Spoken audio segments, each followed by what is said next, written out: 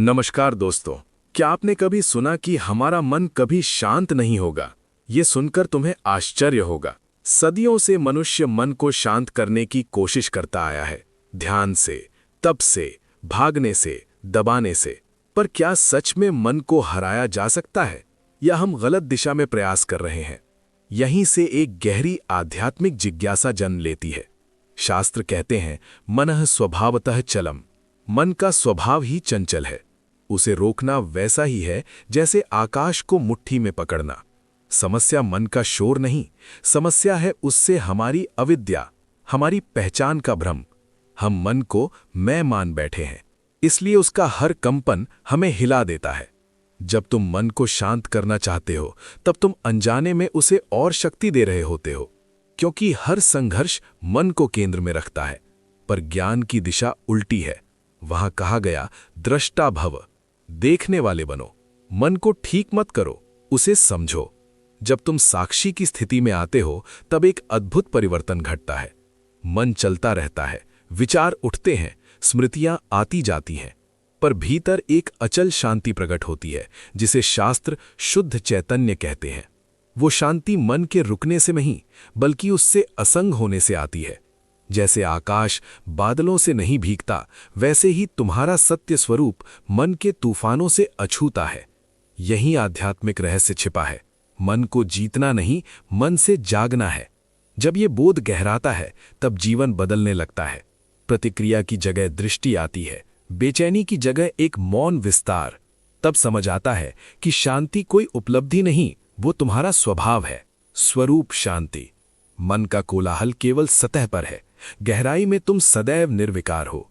इस सत्य की झलक मिलते ही साधना संघर्ष नहीं रहती, एक मधुर यात्रा बन जाती है। और यहीं से अगला प्रश्न उठता है, यदि मैं मन नहीं हूं तो मैं कौन हूं? यही प्रश्न समस्त वेदांत का हृदय है।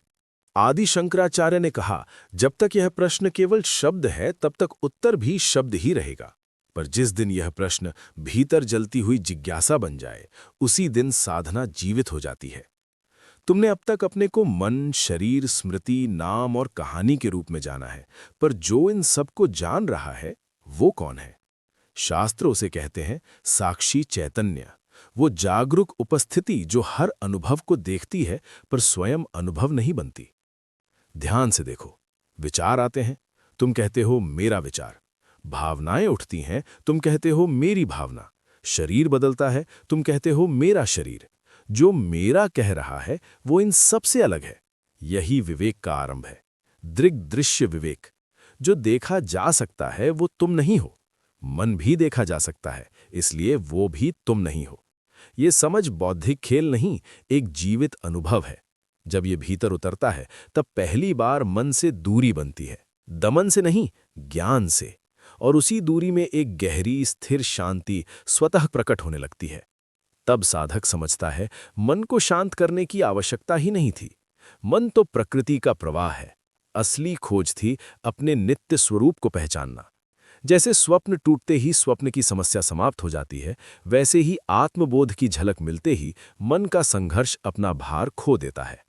भीतर एक मौन साक्षी जागता है जो कहता है, अहम चैतन्य स्वरूपः, मैं शुद्ध चेतना हूं।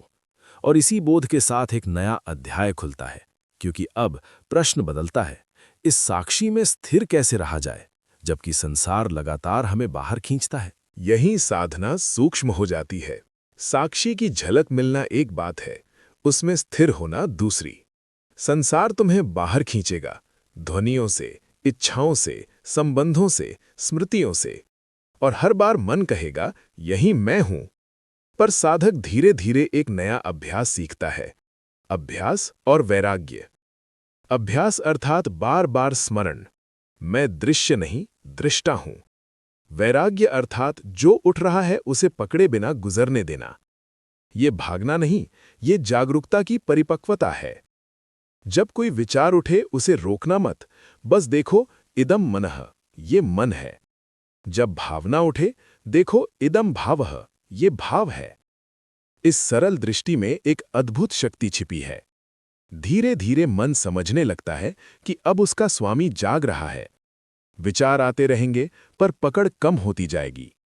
जैसे नदी बहती है पर किनारा स्थिर रहता है, वैसे ही भीतर साक्षी अचल रहने लगता है।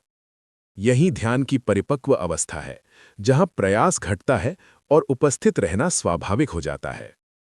और तब एक सूक्ष्म परिवर्तन घटता है। पहले तुम शांति खोज रहे थे, अब शांति तुम्हारे माध्यम से बहने लगती है। कर्म चलते हैं, वाणी बोलती है, जीवन अपनी गति से चलता है, पर भीतर एक मौन आकाश बना रहता है। शास्त्र इसे कहते हैं स्थित प्रज्ञ अवस्था, जागरूक स्थिरता।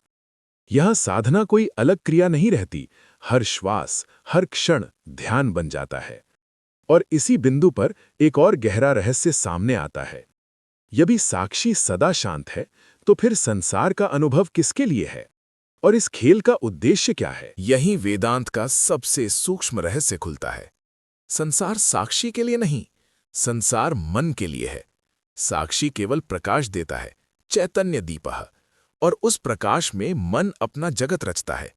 जैसे सूर्य केवल चमकता है, पर पृथ्वी पर असंख्य दृश्य उसी रोशनी में घटते हैं, वैसे ही तुम्हारा सत्य स्वरूप केवल उपस्थिति है। वो न बंधता है न मुक्त होता है।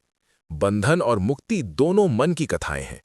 ये समझते ही साधक के भीतर एक गहरी हंसी जन्म लेती है।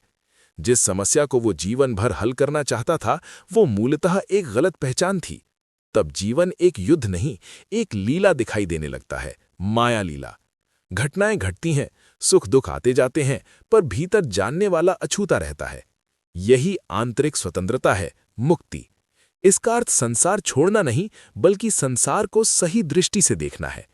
जब ये दृष्टि स्थिर होती है, तब हर अनुभव शिक्षक बन जाता है। क्रोध उठे, वो भी दिखाई देता है। प्रेम उठे, वो भी। हानि हो या लाभ, भीतर एक मौन साक्षी कहता है, ये भी आएगा और जाएगा। और जो देख रहा है, वो कभी नहीं जाता। यही साधना पूर्ण चक्र पूरा करती है। मन को शांत करने की यात्रा समझ में बदल जाती है, समझ बोध में, और बोध सहज जीवन में। अब कुछ पाने की दौड़ नहीं रहती, क्योंकि जो खोज रहे थे वो सदा उपस्थित था, नित्य सिद्ध स्वरूप। और इस पहचान के साथ एक अंतिम जिज्ञासा धीरे से उठती है। यदि सब कुछ उसी चेतना का खेल है, तो क्या हर जीव उसी सत्य की अभिव्यक्ति है? यदि हां, तो फिर प्रेम, करुणा और एकत्व का वास्तविक अर्थ क्या है? यहीं अद्वैत की करुणा जन्म लेती है। जब साधक देखता है कि वही चेतना सब में स्पंदित है, एकम चैतन्यम सर्वभूतेषु, तब संबंध बदल जाते हैं। अब दूसरा कोई दूसरा नहीं रहता, हर चेहरा उसी सत्य का मुख बन जाता है। ये विचार नहीं, अनुभव है। जैसे एक ही आकाश अलग अलग पात्रों में बटा हुआ दिखाई देता है, पर वास्तव में कभी बंटता नहीं, वैसे ही चेतना शरीरों में विभक्त प्रतीत होती है, पर है सदा एक। इस बोध से प्रेम प्रयास नहीं रहता, वो स्वाभाविक प्रवाह बन जाता है। तभी समझ आता है कि करुणा नैतिक शिक्षा नहीं, आत्मज्ञान की सुगंध है। जब तुम स्वयं को सब में पहचानते हो, तो हिंसा असंभव हो जाती है, सेवा कर्तव्य नहीं रहती, सहज अभिव्यक्ति बन जाती है। शास्त्र इसे कहते हैं आत्माउपम्य भावना, सबको अपने समान देखना। यहाँ आध्यात्मिकता जीवन से भागना नहीं सिखाती, वो जीवन को पवित्र दृष्टि देती है। हर मिलन ध्यान बन जाता है, हर संबंध साधना। संसार अब बाधा नहीं, ब्रह्म का प्रकट रूप दिखने लगता है। और तब अंतिम गांठ भी ढीली पड़ती है, साधक और साध्य का भेद। खोजने वाला ही खोज था, पहुंचने वाला कभी चला ही नहीं था। भीतर एक मौन स्वीकार उतरता है, सर्वम खलविदम ब्रह्म, ये सब वही है। इसी बिंदु पर यात्रा रुकती नहीं, घुल जाती है। जीवन चलता रहता है, पर भीतर जानना स्थिर रहता है। और इस स्थिरता में एक नई जिज्ञासा जन्म लेती है। जब सब भ्रम है, तो दैनिक जीवन के छोटे छोटे कर्मों में इस सत्य को कैसे जिया जाए? यहीं ज्ञान को जीवन में उतारने की वास्तविक साधना शुरू होती है। सत्य को समझ लेना सरल है, उसे जीना सूक्ष्म है। क्योंकि दैनिक जीवन छोटे छोटे क्षणों से बना है। बोलना, सुनना, चलना, काम करना, संबंध निभाना। वेदांत कहता है स्मृति ही साधना है। हर क्षण एक मौन स्मरण, मैं भूमिका निभा रहा हूं, पर मैं भूमिका नहीं हूं। जब तुम बोलते हो, भीतर जानो वाणी चल रही है। जब क्रोध उठे, जानो ऊर्जा उठ रही है। इस जानने में ही स्वतंत्रता छिपी है। कर्म चलते रहते हैं, पर कर्ता का अहम धीरे धीरे पारदर्शी होने लगता है। धीरे धीरे जीवन ध्यान का विस्तार बन जाता है। बैठकर आंख बंद करना ही ध्यान नहीं, खुली आंखों से जागना ध्यान है। चलते समय कदमों की ध्वनि सुनना, श्वास का स्पर्श महसूस करना, प्रतिक्रिया से पहले एक क्षण ठहरना, यही जीवित जागरूकता है। शास्त्र इसे कहते हैं सहज समाधि, जहां ध्यान प्रयास से नहीं, स्वभाव से होता है। यहां संसार छोड़ा नहीं जाता, संसार के बीच जागा जाता है। और आश्चर्य ये कि बाहरी जीवन सामान्य दिखता है, पर भीतर एक निरंतर प्रकाश जलता रहता है। तब साधक समझता है मुक्ति भविष्य की घटना नहीं, वर्तमान की स्पष्टता है। अभी इसी क्षण जो देख रहा है वो पूर्ण है, पूर्णमदः पूर्णमिदम्। कुछ जोड़ना नहीं, कुछ घटाना नहीं, केवल भूल हटानी है। और जैसे जैसे ये स्पष्टता स्थिर होती है, जीवन भार नहीं लगता, वो एक शांत गहन उत्सव बन जाता है। पर यहीं एक अंतिम सूक्ष्म प्रश्न उठता है, यदि सब अभी पूर्ण है तो साधना का प्रयोजन क्या रह जाता है? और जागा हुआ व्यक्ति संसार में कैसे चलता है? जागा हुआ व्यक्ति संसार से भागता नहीं, वह पहली बार सच में संसार में उपस्थित होता है। अंतर केवल इतना है कि अब वह जानता है कर्म हो रहे हैं पर भीतर अकर्ता मौन है। अनुभव बदलते हैं पर जानने वाला अचल है। यही जीवन मुक्त अवस्था है, चलते हुए ध्यान, बोलते हुए मौन, करते हुए अकर्म। तब साधना का प्रयोजन समझ में आता है। साधना लक्ष्य तक पहुंचने का साधन नहीं, साधना उस सत्य में स्थिर रहने की कोमल परिपक्वता है। जैसे दीपक जल चुका हो पर उसकी लौ को वायु से बचाना होता है, वैसे ही जागरूकता को स्मरण से पोषित करना होता है। धीरे धीरे स्मरण प्रयास नहीं रहता, वह स्वभाव बन जाता है। और तब जीवन साधना नहीं रहता, साधना ही जीवन बन जाती है। यही अंतिम समझ है। मन को जीतना नहीं था, उसे समझना था। संसार छोड़ना नहीं था, उसे सही दृष्टि से देखना था। शांति बनानी नहीं थी, पहचाननी थी। जो खोज रहे थे वही खोज रहा था। अहम शांतः अहम चैतन्यम। इस बोध के साथ यात्रा समाप्त नहीं होती, वह सहज जीवन में खिलती है।